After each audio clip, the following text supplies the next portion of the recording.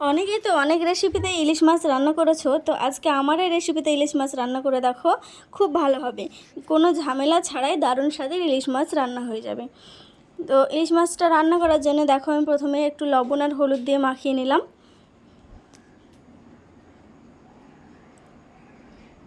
এবার তেল দিয়ে দিলাম, তেলটা একটু গরম করে নেব, তারপরে ইলিশ মাছটাকে হালকা করে ভেজে নেব।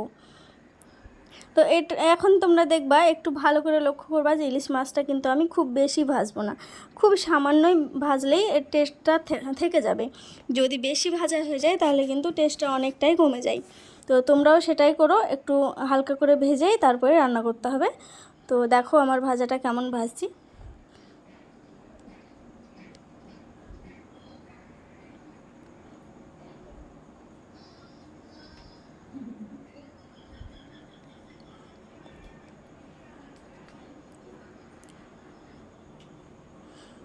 আমার মাছগুলো ভাজা হয়ে গেছে, আমি তুলে নিলাম। এবার ওই কড়াইতে আর একটু তেল দিয়ে দিলাম।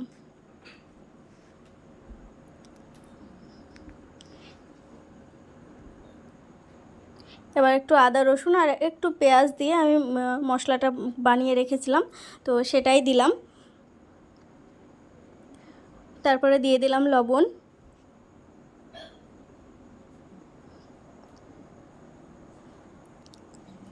হলুদের গুঁড়ো, লঙ্কা গুঁড়ো আর একটুখানি জিরে গুঁড়ো। এবার মশলাটাকে ভালো করে কষিয়ে নেব।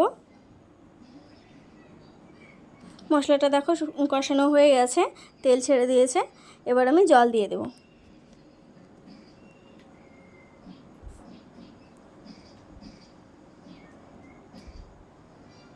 জলটা ফুটে উঠেছে, এবার আমি মাছগুলো দিয়ে দেব।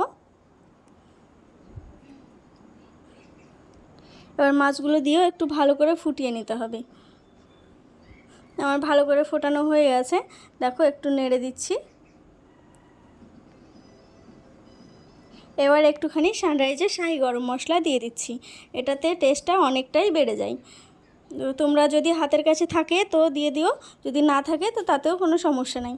তো দেখো খুবই অল্প মশলা দিয়ে কোনো ঝামেলা ছাড়াই রান্নাটা হয়ে গেল, খেতেও অনেক টেস্টি।